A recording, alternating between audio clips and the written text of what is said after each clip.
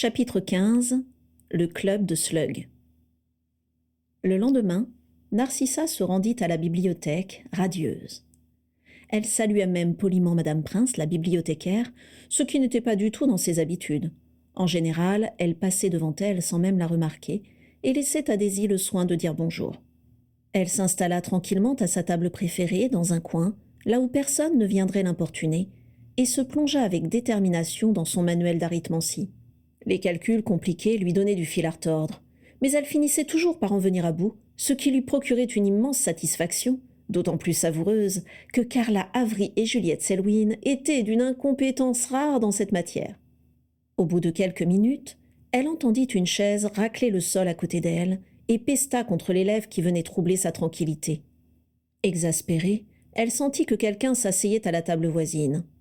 Elle se tourna donc, prête à faire remarquer à son voisin qu'il y avait de nombreuses tables disponibles, et tomba nez à nez avec Lucius Malfoy. « Salut !» lui dit celui-ci avec un sourire réjoui. « Tu ne vas pas t'y remettre, toi aussi !» siffla Narcissa. « Qu'est-ce que tu me veux ?»« Oh, rien d'important. Simplement, je tenais à te faire remarquer que j'avais tenu ma promesse. »« Ta promesse ?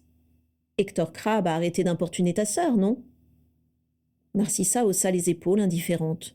« Tu n'as pas compris, » insista-t-il. « C'est moi qui lui ai ordonné de le faire. » En apprenant ceci, Narcissa fut presque déçue. En réalité, Hector n'avait pas eu peur d'elle, mais de son propre camarade. « Si tu espérais que je te remercie, c'est raté, » dit-elle sèchement. Lucius s'accouda sur son bureau, de plus en plus réjoui. « En fait, je suis surtout venu pour te complimenter. » Narcissa continuait à écrire des inepties sur sa feuille afin de se donner une contenance, et Lucius se renversa sur le dossier de sa chaise, rêveur. « Je ne sais pas, Voilà, je t'ai trouvée brillante l'autre jour. Je ne sais pas ce que tu en penses, mais moi, j'en ai assez de tous ces benets ici qui se laissent marcher sur les pieds et qui bredouillent dès que je leur adresse la parole. J'ai envie de les secouer, qu'ils se réveillent un peu, bon sang. » Narcissa garda le silence, mais comme Lucius, il lui arrivait fréquemment de ressentir du mépris pour ses camarades. Leurs préoccupations lui paraissaient souvent futiles, surtout lorsqu'elle rentrait de vacances au 12 square Grimoire et avait passé tout son temps au chevet de sa mère.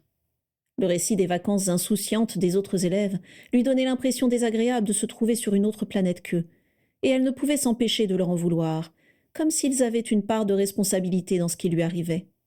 « Alors que toi, tu m'as bien renvoyé la balle, » poursuivit Lucius en riant. « Je me suis sentie complètement nigaud en face.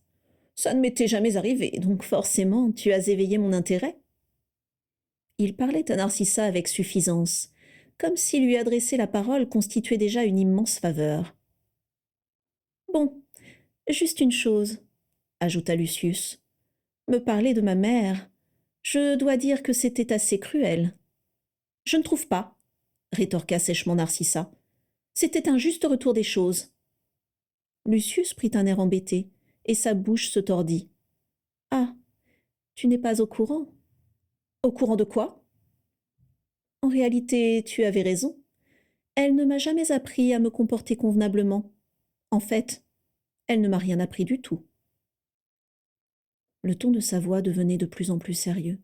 « Ma mère est morte quelques heures après ma naissance, » dit-il les larmes aux yeux. « Je ne connais même pas le son de sa voix. » Narcissa se sentit immédiatement devenir rouge écarlate. Quelle gaffe! « Oh, je suis désolée, » bafouilla-t-elle. Elle se détourna de son livre pour regarder Lucius, affreusement gêné. Mais soudain, elle remarqua un léger tressaillement au coin de ses lèvres. Il se retenait de sourire. « Je rêve !» s'exclama-t-elle incrédule. « Tu mens !» Lucius éclata de rire et essuya ses larmes factices. « Tu devrais voir ta tête. C'est pas possible. Tu n'as vraiment aucune morale. » Autour d'eux, quelques élèves leur lancèrent des regards courroucés, mais ni l'un ni l'autre ne fit attention. Lucius leva les mains en signe de défense. « Je ne t'ai pas menti. Tout est vrai. Ma mère est morte en me mettant au monde. Je ne sais pas ce qu'il s'est passé pendant l'accouchement, mais les médicomages n'ont rien pu faire. » « Et tu trouves ça drôle ?»« En soi, non. Et cette petite parade marche à tous les coups quand il s'agit de mettre quelqu'un dans l'embarras. Narcissa secoua la tête, encore estomaquée par autant de cynisme. C'est la première fois que quelqu'un arrive à me berner comme ça, grommela-t-elle. Oh, dans ce cas, j'en suis d'autant plus fière, répondit Lucius en mimant une petite révérence. Bon, on peut dire qu'on est quitte? Il lui présenta sa main tendue pour la deuxième fois.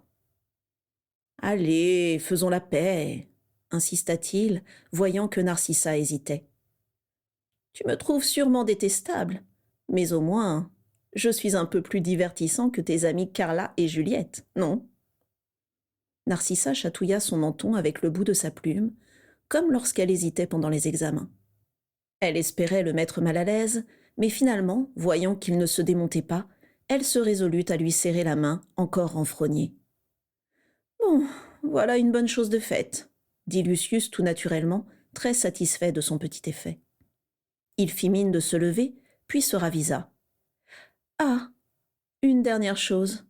J'imagine que tu connais le club de Slug. »« Tout le monde connaît le club de Slug, » répondit sèchement Narcissa. « Eh bien, » enchaîna Lucius, « Slughorn donne une fête pour Noël, où ne sont conviés que les membres de son club, accompagnés bien sûr d'un ou une partenaire de leur choix. » Narcissa fouilla dans sa mémoire. Bellatrix lui avait souvent parlé de cette fête de Noël, lui décrivant avec enthousiasme les tables croulant sous les petits fours. En face d'elle, Lucius prit une grande inspiration. « Il se trouve qu'en plus d'être préfet, je fais aussi partie de ce club très sélectif. Enfin, passons, je me disais que nous aurions pu y aller ensemble. Comme ça, nous pourrions signaler au professeur Slughorn ce fameux préfet incompétent et puéril dont tu me parlais l'autre jour. » Et tout en parlant, il regardait Narcissa avec un petit air de défi qui lui plaisait beaucoup. Narcissa attendit la fête de Noël organisée par Slughorn avec une impatience inavouée. L'année précédente, Carla y avait été invitée par Edgar Goyle, qui en pinçait sérieusement pour elle et n'avait cessé de s'en vanter auprès de Narcissa pendant des semaines.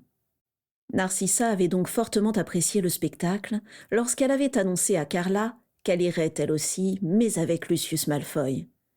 Carla donnait alors l'impression d'avoir avalé un verre entier de mucus de Véracras. L'an dernier, il a invité Juliette, et il a été tellement odieux avec elle qu'elle ne veut plus lui adresser la parole, avait remarqué Carla lorsqu'elle s'était remise de ses émotions pour tempérer l'enthousiasme de Daisy à l'annonce de la nouvelle. Je suis sûre que Sissi ne se laissera pas faire. Et puis, ce sera l'occasion de goûter la fameuse tarte de Noël de Slughorn. Tu me raconteras tout, pas vrai, Sissi? Lorsque le jour fatidique arriva, Narcissa réalisa avec horreur que sa robe verte favorite était devenue bien trop petite pour elle. « Alors, Narcissa, comment vas-tu t'habiller ?» lui demanda sournoisement Carla, qui avait de nouveau été invitée par Edgar Goyle et arborait une splendide robe rouge. « Je ne sais pas encore, » répondit vaguement Narcissa. « Tiens, tu mets celle-ci, drôle de choix. » Piquée au vif, Carla regarda aussitôt son reflet dans le miroir, suspicieuse.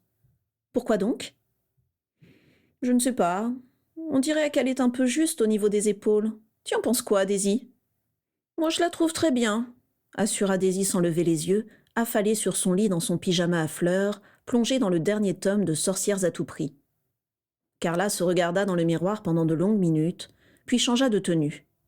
« Elle est un peu courte, non ?» suggéra Narcissa lorsqu'elle eut enfilé une robe violette à volants. Malgré les protestations de Daisy, Narcissa s'en donna à cœur joie. Carla était tellement obsédée par son apparence que la moindre critique suffisait à la déstabiliser. Et ainsi, Carla essaya une dizaine de robes, et à chaque fois, Narcissa la convainquit qu'elle ne conviendrait pas.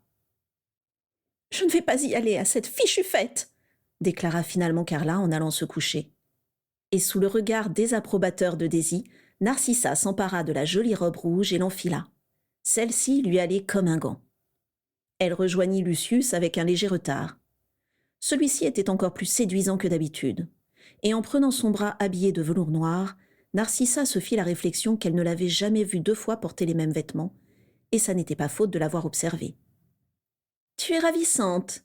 lui dit Lucius sur le ton de la conversation, et Narcissa fit semblant de ne pas s'en émouvoir. En arrivant sur les lieux de la fête, ils furent accueillis par le professeur Slughorn qui se tenait devant la porte de son bureau. Les invités étaient nombreux, mais à en juger par l'accueil enthousiaste de Slughorn, Lucius était celui qui l'attendait avec le plus d'impatience. « Ah, Lucius, te voilà !» roucoula le professeur Slughorn en les voyant arriver. « Bonsoir, professeur !» Narcissa ne put s'empêcher de regarder son ventre absolument énorme qui menaçait de faire sauter les boutons dorés de sa veste en velours. Chaque fois qu'il passait près d'elle lors du cours de potions, elle se serrait contre Daisy de peur d'être écrasée. « Oh, mais je vois que tu es accompagnée d'une charmante jeune fille. »« Je vous présente Narcissa Black, elle. »« Black ?»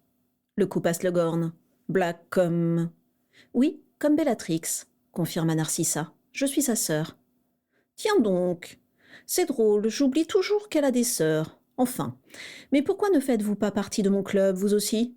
Vous avez le profil idéal. »« Il n'est pas trop tard, » glissa Lucius. « Mais oui, venez donc à la prochaine réunion, d'accord ?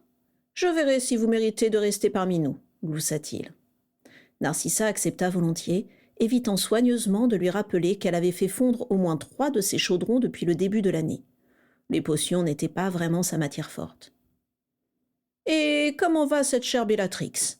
Si vous saviez comme je la regrette. Les élèves sont de moins en moins brillants à Poudlard, » se désola Slughorn. « Oh, sauf quelques-uns, bien entendu, comme toi, Lucius. »« Elle va bien, je crois, » répondit Narcissa. « Elle ne passe pas beaucoup de temps à la maison, à vrai dire. »« Bon, eh bien tant mieux, » conclut le professeur, qui n'avait pas écouté un mot de sa réponse. « Allez, mes enfants, amusez-vous. Il y a de la tarte de Noël aux figues et des croustilles flambis. » Lucius et Narcissa entrèrent dans le bureau du professeur Slughorn, qui était beaucoup plus grand que ceux des autres professeurs. Le plafond et les murs étaient drapés de tentures émeraudes, auxquelles étaient accrochés de nombreux tableaux, des planisphères et des photos de Slughorn en train de serrer la main à des sorciers célèbres. La pièce, bondée, étouffante, baignée dans la lumière rouge que diffusait une lampe d'or ouvragée accrochée au milieu du plafond et dans laquelle voletaient des points de lumière étincelantes. En apercevant l'objet, Narcissa pensa au lustre dans la chambre de Sirius et se dit que cette lampe d'or élégante ferait tout aussi bien l'affaire, si un jour elle venait à avoir une chambre à elle, évidemment. « Ce sont des fées », l'informa Lucius, ayant remarqué l'intérêt de Narcissa pour la lampe d'or et ses points étincelants. « Vraiment ? » ?»« Oui. Nous en avons 3 à la maison, du même fabricant. Plus grosses que celle-ci, évidemment. » Dans le coin opposé, quelques sorciers au teint rougeau chantaient, des bouteilles d'hydromel à la main, accompagnées par ce qui ressemblait à des mandolines. Un peu plus loin, de la fumée de pipe flottait comme une brume au-dessus d'un groupe de vieux sorciers absorbés dans une grande conversation, et des elfes de maison se faufilaient en couinant entre les genoux des invités, cachés par de lourds plateaux d'argent portés à bout de bras, qui leur donnaient l'air de petites tables ambulantes. Les élèves de Poudlard étaient, pour la plupart, rassemblés autour du banquet et semblaient mal à l'aise, contrairement à Lucius qui observait l'ensemble avec suffisance. Lucius et Narcissa se dirigèrent vers le banquet, et Narcissa remarqua aussitôt de nombreux regards envieux se poser sur elle. Elle ne put s'empêcher de sourire et raffermit sa prise sur le bras de Lucius sans y faire attention. Décidément, la soirée s'annonçait bien. Lucius jeta un coup d'œil à son bras, celui auquel Narcissa se cramponnait, et son sourire confiant s'élargit. Plusieurs sorciers adultes à l'air important alpaguèrent Lucius pour lui demander des nouvelles de son père. « Il n'a pas pu venir, malheureusement, » les informa Lucius. « Oui, la dragoncelle, c'est cela. Merci, merci, je lui transmettrai votre soutien. » Lorsque Lucius leur présenta Narcissa, la plupart d'entre eux poussèrent des exclamations admiratives et lui firent promettre de communiquer leur plus profond respect à son père et leurs félicitations pour la jolie jeune fille que Narcissa était devenue. Entre 2 conversations mondaines, Lucius et Narcissa furent approchés par Edgar Goyle qui tenait un fondant au chocolat dans chaque main. Celui-ci, contrairement à sa petite sœur Daisy, n'avait pas hérité des cheveux cuivrés, des yeux verts et du physique élancé de leur mère, mais des cheveux bruns, des épaules larges et des bras trop longs de leur père Fergus. « Narcissa, tu n'as pas vu Carla ?» demanda-t-il affolé. « Je l'attends depuis tout à l'heure. » « Oh mince, elle ne t'a pas prévenu, » dit Narcissa faussement désolée.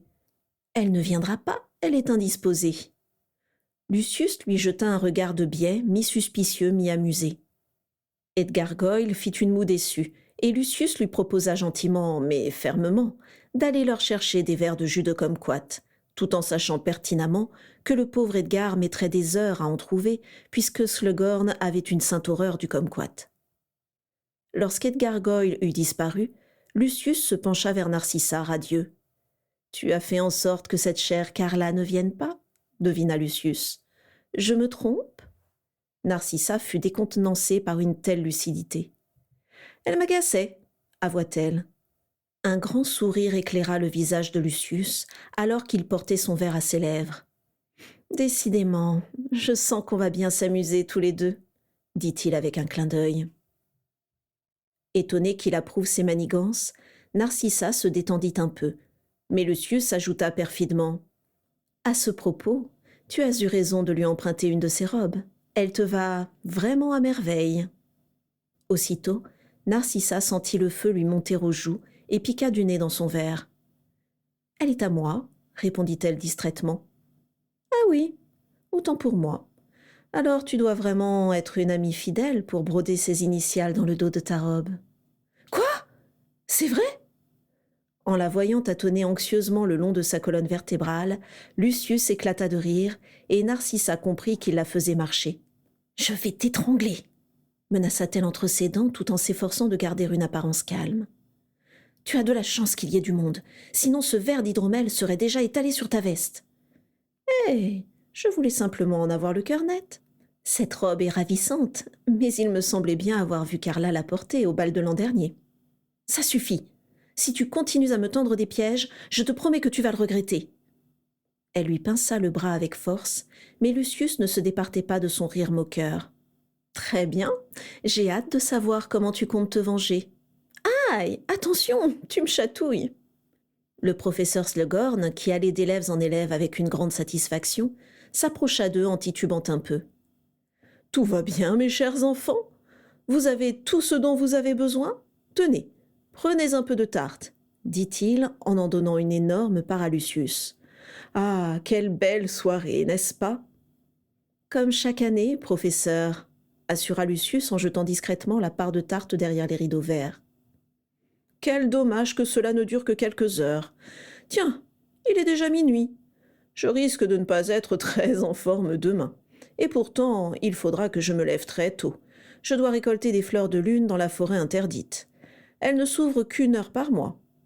Il fallait que ça tombe demain matin à 6 heures, se lamenta-t-il. Pourquoi ne demandez-vous pas à Hogg de le faire à votre place ? Suggéra Lucius. C'est un domestique. Il est là pour ça, après tout. Ce genre de corvée ne devrait pas incomber au professeur. À Hogg, le garde-chasse ? S'indigna Slughorn. Lui confier une tâche aussi délicate ? Lucius, enfin, tu n'y songes pas. Il réduirait ces jolies fleurs en bouillie et j'en ai impérativement besoin pour la semaine prochaine. Lucius haussa les épaules et le professeur Slughorn se fit alpaguer par 2 autres sorciers. Lorsqu'il fut un peu éloigné, Lucius glissa à l'oreille de Narcissa. « Franchement, quelle indignité ! Tu imagines, un peu, se lever à 6 heures pour faire la cueillette dans la boue gelée. Si un jour j'en étais réduite à faire ça, je pense que je préférerais sauter par la fenêtre. » Une pensée inconfortable sembla le traverser et il déclara amer. « Je suis sûr qu'à Durmstrang, il existe du personnel qualifié pour alléger le travail des professeurs. Cette école est tellement meilleure qu'ici, à tous les égards. On y apprend la magie noire, le rêve, et surtout, ils n'acceptent que les sorciers issus de familles de sorciers. Tu le savais ? Au moins, eux, ils restent entre personnes convenables. Le frère de ma mère est allé à Durmstrang, et mon cousin Evan aussi, dit pensivement Narcissa, qui commençait à comprendre la décision de Juliette Selwyn. Oui, j'aurais dû y aller aussi, crâna Lucius. Mon père en avait fait la demande, mais le stupide volatile qui devait m'apporter ma lettre d'admission l'a perdue. Quand ils ont découvert que nous ne l'avions pas reçue, j'étais déjà inscrit ici, à Poudlard. La direction de Durmstrang s'est répandue en excuses, évidemment, et a tout fait pour convaincre mon père de revenir sur sa décision, mais rien n'y a fait. Narcissa se contenta de hocher la tête, tout en pensant que Lucius serait bien capable d'inventer cette histoire farfelue pour camoufler un refus de la part de Durmstrang. Mais en même temps, cette école de magie noire n'avait aucune raison de refuser la candidature de quelqu'un comme lui. « Voilà comment je me suis retrouvé dans cette école médiocre », continua Lucius, qui n'avait pas remarqué que Narcissa ne l'écoutait plus. En effet, alors qu'elle observait le reflet des lumignons sur le crâne du professeur Slughorn, une idée venait de germer dans son esprit. Et si elle arrivait à la mettre en œuvre, Lucius ne tarderait pas à regretter de s'être moqué d'elle. « Mais, Lucius, pourquoi n'en as-tu pas parlé au professeur Slughorn » s'exclama-t-elle d'une voix claire sans préambule. Comme elle l'avait prévu, le professeur se rapprocha aussitôt d'eux, tout frétillant. Lucius fronça les sourcils, interloqué, et Narcissa s'éclaircit la gorge. « On parle de moi, jeunes gens ?»« Oui, professeur, » dit Narcissa d'une voix candide. « Nous parlions de ces fameuses fleurs de lune. Lucius m'expliquait à quel point leur éclat était ravissant. »« Il l'est, » affirma Slughorn avec verve. « Et justement, Lucius me confiait qu'il rêvait de vous accompagner demain matin, mais il n'osait pas vous demander la permission. » Lucius devint aussitôt raide comme un piquet, tout surpris. « C'est que... Vraiment ?» s'enthousiasma le professeur Slughorn. « Mais Lucius, je ne savais pas que tu te passionnais pour ce genre d'ingrédients. Bien sûr, tu peux m'accompagner. Rien ne pouvait me faire plus plaisir. » Comme Lucius ne répondait pas, Narcissa lui donna un petit coup de coude en lui adressant un sourire éclatant. « Ce serait l'occasion parfaite, n'est-ce pas, Lucius ? Il paraît que justement tu adores rendre service. » Lucius chercha une excuse pour refuser poliment, sans perdre l'estime du professeur Slughorn, mais il n'en trouva pas et opta pour une autre stratégie. « Eh bien, oui, alors pourquoi pas ? Dans ce cas, permettez-vous que Narcissa nous accompagne également ? Nous ne serons pas trop de trois pour cette tâche. »« Oh, non, non, non, certainement pas. Enfin, ne le prenez pas mal, Miss Black, mais la forêt interdite n'est pas un endroit pour les jeunes filles de bonne famille. »« Oui, je comprends, » répondit Narcissa en affichant une mine faussement déçue. « Ne m'en voulez pas. Je ne voudrais pas m'attirer les foudres de la famille Black en vous entraînant là-bas. Alors Lucius, c'est d'accord. Demain matin, 6 heures. » Il s'éloigna de quelques pas, puis, illuminé par une pensée fulgurante, il se retourna. Il désigna la tenue luxueuse de Lucius, abondamment agrémentée de motifs brodés et de boutons argentés, et lança d'une voix sonore. « Ah oui, et pour demain, n'oublie pas de retirer toutes ces petites fanfreluches, d'accord ? La forêt interdite est terriblement boueuse en ce moment. » Et il s'éloigna vers un autre groupe, extrêmement satisfait de lui-même. Plusieurs élèves gloussèrent en regardant l'habit de Lucius, dont le teint avait pris la même couleur que les tranches de roast-beef exposées sur la table. Narcissa, quant à elle, se mordait les joues pour ne pas exploser de rire. Lucius inspira profondément, à plusieurs reprises. Il avait visiblement du mal à garder son calme. « D'accord, c'est bien joué, » admit-il à regret, d'une voix difficilement maîtrisée. « Non, vraiment, je n'aurais pas fait mieux. Je n'ai plus qu'à t'offrir une robe digne de ce nom pour me faire pardonner. »« Volontiers, mais alors attention, pas trop de fanfreluches. » Lucius retrouva le sourire, finalement ravi d'avoir trouvé une adversaire à sa mesure. Il jeta un œil à sa montre de gousset, puis au buffet qui s'était dramatiquement vidé. « Bon, je crois que nous avons épuisé le potentiel divertissant de cette soirée.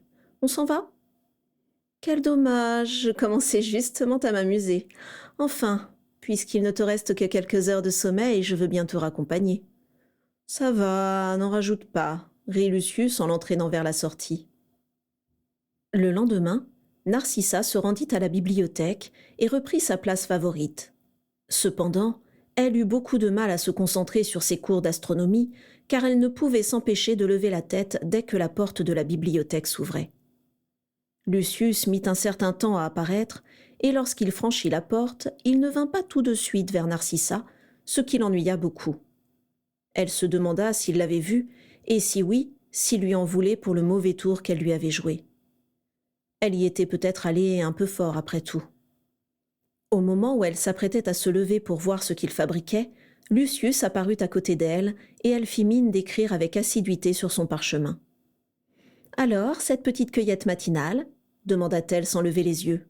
« Quand tu auras fini d'écrire des absurdités sur ton parchemin pour faire semblant d'être occupé, je te raconterai peut-être. » Prise en flagrant délit, Narcissa s'interrompit, les lèvres pincées, et reposa sa plume dans son encrier.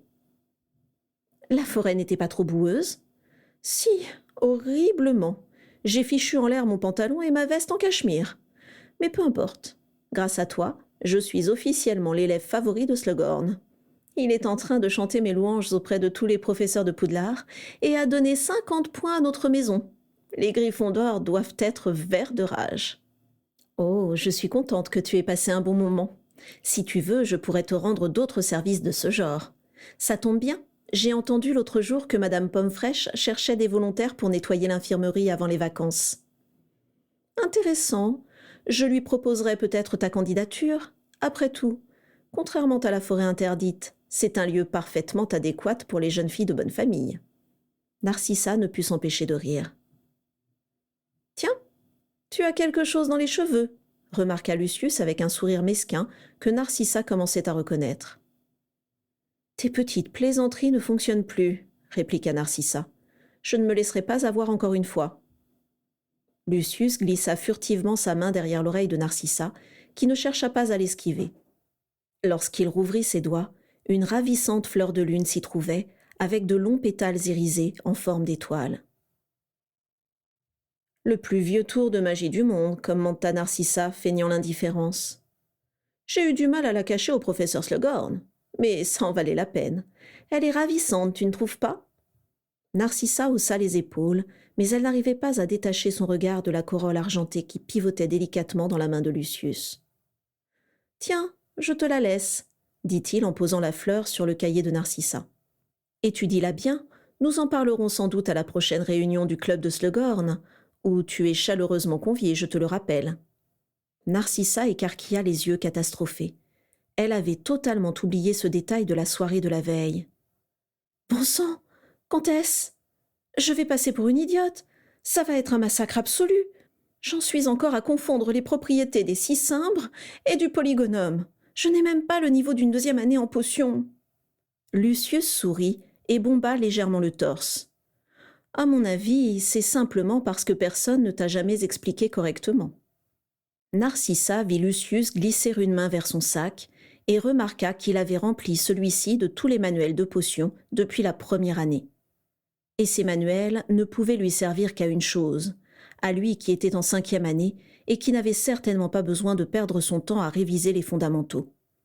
Narcissa leva les yeux au ciel, à la fois épatée et exaspérée.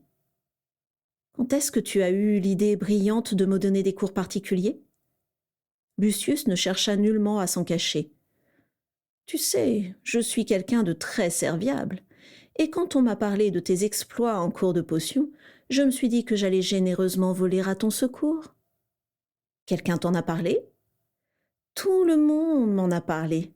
Ne leur en veux pas, ce n'est pas tous les jours que la salle des potions se transforme en gigantesque bain moussant. » Narcissa fit une grimace. Cette préparation de potions aiguise méninge avait déjà mal commencé lorsqu'elle avait confondu la poudre de scarabée et les racines de gingembre. Mais ensuite, elle avait essayé de rattraper le coup à sa manière, et c'est là que la situation avait viré à la catastrophe. Les murs de la salle de potions portaient encore la marque de l'écume violette qui avait abondamment jailli de son chaudron pour inonder le sol. Le problème était là. Les potions ne toléraient aucune approximation et demandaient une patience que Narcissa ne possédait pas. Dans les autres matières, elle n'avait rencontré aucun problème. Sa baguette la comprenait parfaitement, même si elle prononçait la formule de travers, car sa volonté intérieure était toujours extrêmement claire.